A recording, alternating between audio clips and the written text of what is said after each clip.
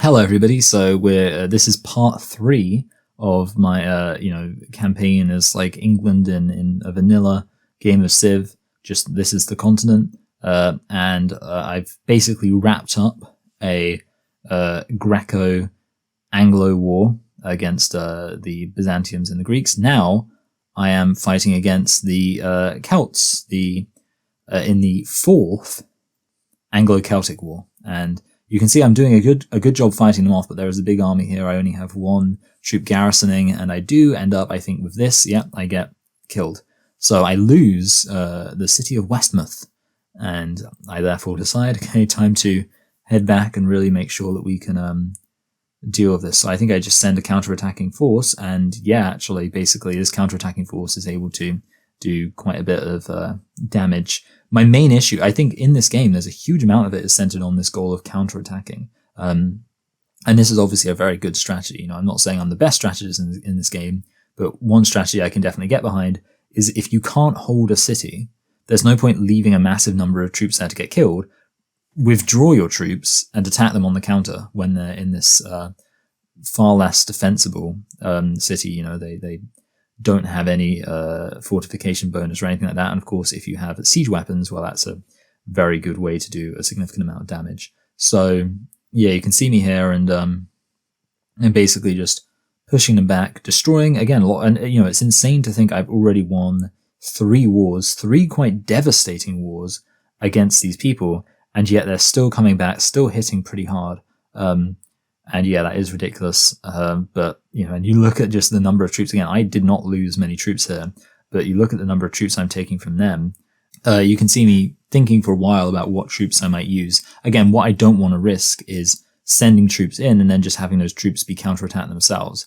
So, okay, I do go for it. I think I'm probably going to now put a defensive force there to make sure that, yeah, this is what I'm going to do. So I put that defensive force there to ultimately make sure that they don't get counterattacked.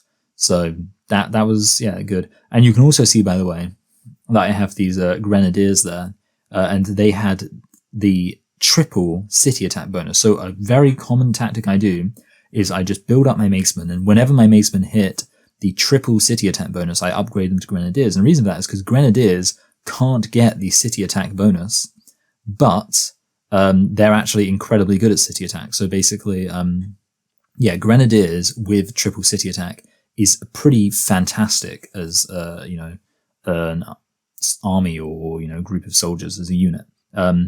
Similarly, by the way, machine guns can't have city defense, but you can upgrade crossbowmen and grenadiers to machine guns. So I will often make sure that I have my crossbowmen so that later on I can upgrade them to machine guns and actually have far more effective kind of defensive units for my cities. You can see it. At this point I've retaken the city, and now basically it's a matter of any damage that the Celts did to me with that attack has been somewhat countered, but you can now see another big army shows up, and again, this is just, it is something which is frankly ridiculous. And yeah, you can see me just kind of playing it defensively, and I think that I do end up getting attacked. So I'm mostly just going to let this play without commentary, or at least without any meaningful commentary. Essentially, yeah, I'm just defending myself, and yeah, I got my pikemen. I think these defensive units I'm quite proud of, but it's actually quite shocking that I don't think it ever makes sense to say that a knight charging at a group of pikemen should ever be a win. And yet, you would think pikemen would just be incredible against knights, but they're not so great. And yeah, I still do lose some troops, yeah, but ultimately I'm again, usually I don't like to defend with massive blocks of troops because of course there's always the risk that you will just get completely destroyed. But in that case, I think I was like, well, enough of these troops are sufficiently defensive, pikemen, musketmen, that I'm happy for this. If this was, a massive group of macemen, I don't think that would have been such a great idea. But yeah, you can see me do that. And yeah, again, I've defeated another huge army. And again, I just always have to stress the fact that if this was the other way around, it would be ridiculous. Like, if I was losing this many troops in an attack, I would be tearing my hair out, and I mean, I would genuinely like rage quit. You know, like if I was experiencing what Keltier is experiencing here, I would have raged quit about 100 times. But no, instead, Keltier is just able to constantly bounce back, which again I don't think is particularly realistic. But yeah, you can see me working on my defense here. I don't. Okay, I have made peace with the Byzantines now, so that's good. Again, that war effectively ended as soon as that battle over Cape Chiang was over. Again, another massive army comes in, and it's almost farcical. And yeah, you can also see me engage in a naval battle. I mean, the naval battles are fun. It is kind of nice to have that naval element to the game. But you can now see that London is seriously under threat. And of course, London, I really do not want to lose. So I'm making sure I've got a lot of troops there. The realistic thing is, like, they just can't. Like, this is, like, when I have an entire attacking army, and, you know, a big attacking army in my city garrison there, the chances of them being able to defeat it are huge. But what you can see is I'm moving my grenadiers out. And the reason for that is because my grenadiers, they are good at city attack, not city defense. So I don't want to risk them dying unnecessarily in city defense when that's not even what they're for. Hey, just future me interjecting here to say that you can see that I actually decided to make peace because I had this massive army there. So I was like, okay, I'll just get rid of them by making peace. So yeah, that's the end of the, what was it, 4th Anglo-Celtic War. And yeah, so basically then after that, I moved this prophet there to basically found this shrine. And with that shrine, I can get +1 gold from every city that's got Confucianism. But yeah, so that was the end of the 4th Anglo-Celtic War. And to be honest, it was, I mean, for them, like, in terms of like KD ratio, it was a loss. You can maybe say it was a stalemate. Like, I didn't actually take any territory from them. They didn't take any territory from me, but they did do some damage. I mean, they took over some of my cities. I would almost be willing to call that a loss for me and a victory for them because, this really didn't end that well. But now you can see that I attack them again. And this is the 5th Anglo-Celtic War. And, you know, there was an option to potentially engage in another war, which I just abstain on. But you can now see me deciding that I need to do some damage and strike at them to make them regret the decision to stand against me. So I'm thinking here about what kind of troops I'm going to use. And I end up going for this attack. And yeah, this is when you'll see how effective these grenadier are in a second. Thing is, because they're so effective, I don't ever want to waste them. Like, I don't want to waste them in situations where, like, I think I'm risking them. So I go for that, and I think I do lose one of them, which is unfortunate. But overall, I mean, they are incredibly effective, so that's a really big victory. So yeah, I take over that city, and this time I actually do install a new governor, because I'm now at a point where I can actually happily take over this territory. So I do.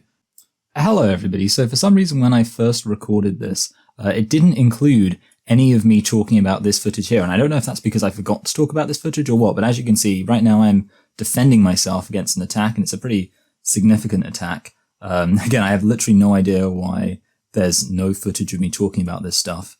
But yeah, I'm just going to have to stitch it together because there's like random portions that are just missing from this particular section. So as you can see, I'm doing a pretty good job defending myself. I mean, a lot of this doesn't need commentary, but I just thought it'd be weird if there was suddenly no commentary. So that's why I'm recording it now as I'm going through and editing.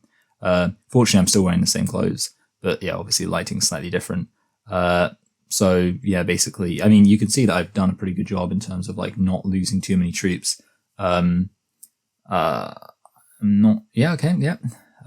I think there's two troops left and I'm still at it. Okay, wait, I think I might lose here. Yeah, okay. And that's it, all right. So moving some a great general, which I got from there, and moving, ready to kind of, I guess, put that redcoat somewhere to do some good. And, you know, I look at, and you see they actually still want me to hand over the city I just took from them, which I think is pretty ridiculous, frankly. And now I see a massive army coming, and I'm like, okay, yeah, time to just get out of there. And again, this is another classic example of the old, counterattack strategy. And they just took it there, so basically I'm just going to have to go and take it back, because yeah, I didn't fancy the potential huge army that was about to come my way. And you can see I'm trying to just kill some of this, I guess like advanced force that's come forward. Right, so now my army's forward and I'm retaking the city again, obviously. It took me a little while to get there, but I thought I'd just cut out and just show me actually attacking the city, attacking this pretty massive army. And again, obviously, the Grenadier and Macemen and, just my general attacking force in general is pretty effective. So quite proud of that. Yeah, I mean, it's a massive army that I'm taking out, but that in a way kind of makes it more satisfying because, again, but I mean, it should be satisfying, but of course it's not that satisfying because I know that the Celts are just going to be able to build up a massive force to replace them. But there we go. I took the city back. And in theory, I mean, it should take them a while to build up the force again. It doesn't seem to take them as long as it perhaps should. And then I consider making peace, and he still wants me to give back that city I just took from him. So, yeah, that's pretty ridiculous that even after all this time, he's still like, nope, yeah, I think that I'm on the front foot here. So I'm, basically just going to try to make them feel the damage. You can see that I'm kind of here making sure I'm able to defend against any kind of counterattacks, and I do a pretty good job at it, I think. So yeah, just got to wait for it to play out. But yeah, once this is over, I can actually start working to do some damage to these guys. So that's these guys attacking me at Burdegala, attacking me from different angles. I think okay, do I win this? Yeah, I still win it. And then obviously I do some damage to the city, and I still another defend. They're really just trying to relieve the city, but I think you'll see that it does not end up too well for them. So you'll see here that I'm like thinking about what units to use, and I think I end up using these. And yes, that's why they're so effective, because they really do just have very good odds of winning. And I use my macemen, of course, which are, technologically inferior, but the thing is, when I have the opportunity, I can actually build them up, and eventually they will improve. Now here, I'm kind of facing the fact that I can't use my catapults because I've destroyed the enemy too much, but yeah, I have to go in with that. The one thing that bothers me about this is that I'm now a bit more exposed than I would like to be to potential counterattacks. That's why I tried to make peace just then. But you can see, man, I'm basically striking kind of like in two different directions. I really do have a substantial army at this point. And I think, is this the point where I'm now getting attacked by airships? I think so. So this is very annoying, but so basically just send in my cannon, and then, yes, using these grenadiers who are just very good at just destroying them, and I love it. So I end up taking over the city with these incredibly effective troops, and you can see how effective they are and why this is a great strategy. And, I'm able to, with just a few of my redcoats, take it over. And, so far, I mean, this is a big victory, like they obviously took some land from me at the beginning, but here I have quite clearly and quite unambiguously turned the tide. I've taken 3 of their cities, done quite a bit of damage to them.